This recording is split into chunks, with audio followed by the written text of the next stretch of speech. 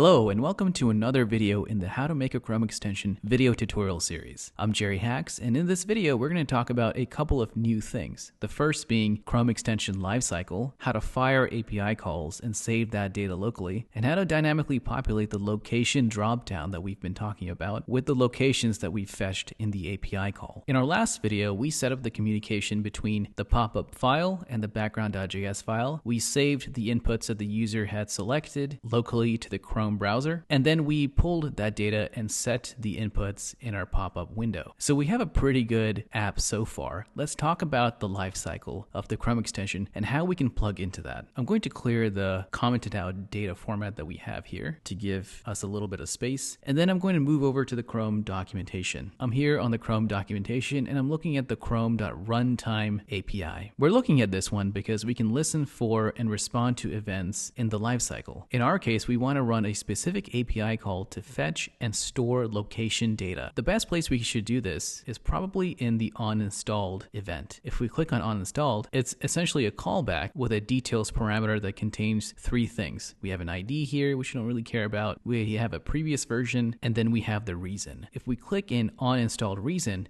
it gives us a list of reasons that we can look at whenever a lifecycle event happens. In this case, it can be install, update, or if there's a Chrome update. The two events we're going to care about the most are install and update. When the extension is either installed or updated, we want to run the location API fetch so that we can store this giant list of data locally and don't have to make that call repeatedly. So if we come back to the onInstalled documentation, we can use this onInstalled piece of code to listen to lifecycle events. I'm going to go ahead and copy this, and back in our background.js file, at the top of the file, I'm going to paste that piece of code that we just copied. Inside of here, I'm just going to remove this callback, and I'm going to write in the details param with a fat arrow and the callback inside. Back in the documentation, we're going to specifically look at the reason string that's being returned as part of the details object. Let's give this a run. I'll do a console log of the reason, details reason. Jump back over to the Chrome extension window. If I hit refresh and I open the service worker, I'm going to see onInstalled reason of update.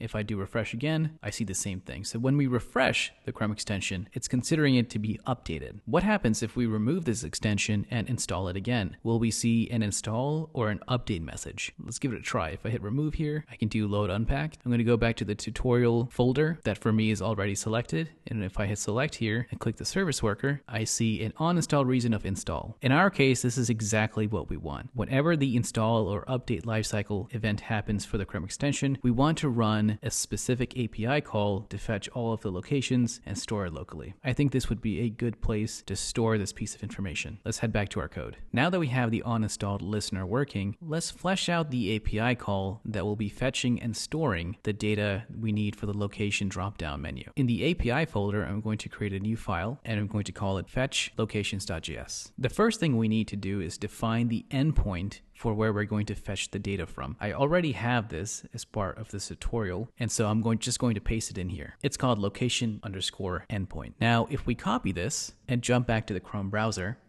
paste it in a new tab and run it, the endpoint returns to us a giant list of elements. These elements contain the ID of the location, the name, a short name, and a bunch of other metadata. We're not going to need all of these fields, and we will truncate what we need to save locally. But when we make the API call, all of these fields will be returned, so we'll have to account for that. Let's jump back over to the fetch locations window. I'm going to write out export default function of fetch locations. Inside of here, we're going to fetch the location data by using the fetch API that's packaged with JavaScript. I'm going to write fetch with the location endpoint, and then I'm going to run then, which will return the response, which we need to convert to a JSON format, run another then to do something with this piece of data. And in our case, we want to console log the data. I want one more attachment, which I'm going to call catch. And this will just tell us if there is some error that occurred. So I'm going to console log the error. We have the fetch locations API written out. Let's give it a test. Jump back to the background.js file. We can import the fetch locations API function by just writing fetch locations from /API/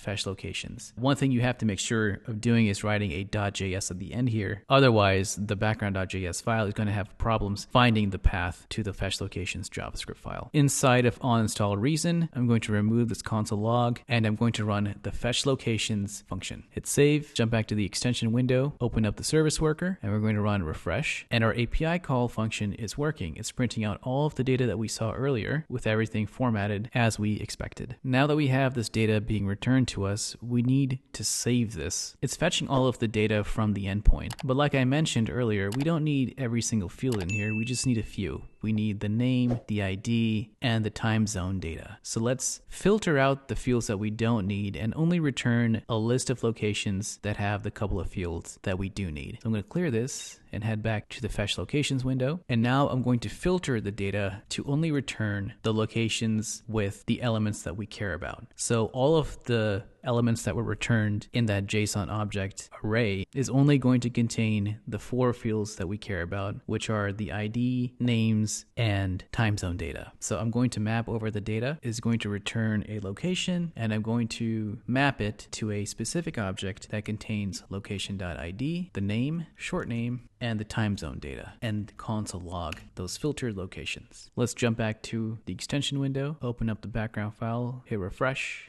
We no longer see that giant list of fields, just the 4 that we really care about here. So we have all of our filtered locations here, but how do we actually save this? Well, we can do that like we saved the data in the background.js file by using Chrome storage local.set. In our case, we want to save the filtered location data with these 4 fields, but we want to save it alphabetically, so whenever the user opens the Chrome extension window, they'll see the drop-down list in alphabetical order. So in our code, an easy way to do this is by using the sort method. So we do filtered locations.sort A and B. These are 2 of the location objects that we're comparing. A.name.locale compare to B.name. Now, if we jump back to the window and hit refresh, the items are sorted in alphabetical order. Now let's save this data. All we have to do is just chrome.storage.local.set filtered location. So what this means is, as part of the local objects that we've saved, it's going to contain another one called locations. So it's going to contain our existing prefs of location ID, start date, and end date, and now we'll also save another piece of data called locations. One way to test if this is actually working is by going back to the popup.js window, and inside of our chrome.storage.local.get, we're going to append another string value of locations, and if our data saved successfully, we should be able to console log the list of locations that we saved inside of our popup.js window. Inside of the destructured variables, I'm going to write another one called locations. And at the bottom of this function, I'm going to write console.log locations. In my extension window, I'm going to hit refresh and right-click inspect inside of the pop-up window, hit console. And as you can see in the popup.js file, we're console logging all of the locations that we saved earlier. So we have our locations fetched. We have it saving to the local Chrome storage. Now the final step is populating the pop-up location drop-down menu with all of the locations that we've saved locally, and we have to do this dynamically. So at the bottom of this file, I'm going to make another method, and I'll call it setLocations. It's going to take a locations array, and we're going to run an operation on every element in this locations array. We can do that by doing locations.forEach, which will give us one location in the list, and we want to create an option in the drop-down list. If you go back to the popup.html file, you'll see that we gave 2 options underneath our select, one of Los Angeles and one of Seattle. We're going to dynamically create these options with a value and another element in here. We're going to get all of this data from the locations array that we saved locally. So I'm just going to clear both of these.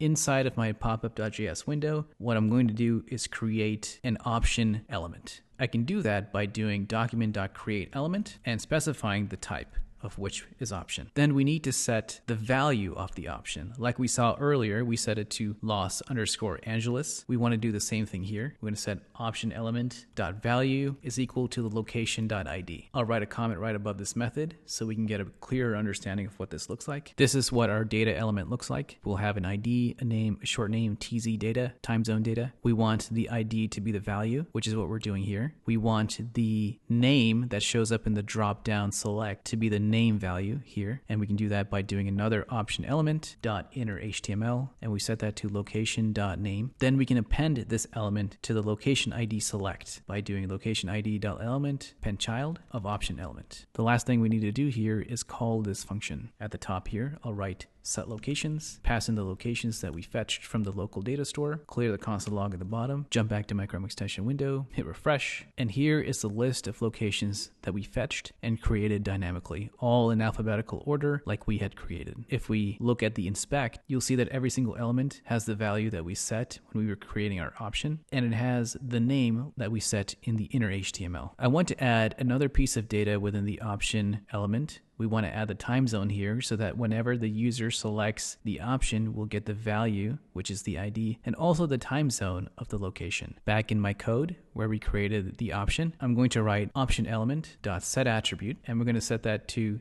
data.tz, and we're going to add the location tz value. Back in my Chrome extension window, if I hit inspect on the location dropdown, you'll see the data-tz values appended correctly. The last thing we needed to do is get that location ID that was selected along with its values and send it to the background.js file. In our start button.onClick method, we're going to add another field. Now we need to get the selected option. We can do that by doing location ID element dot options. We need to get the selected element. We can do that by using location ID element dot selected index. This will give us the element itself. And now we need to get the attribute, which is the time zone attribute.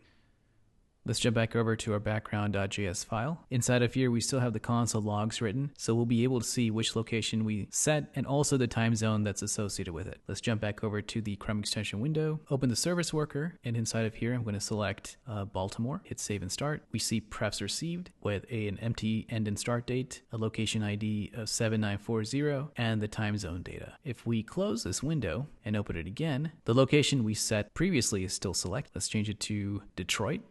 Hit save and start,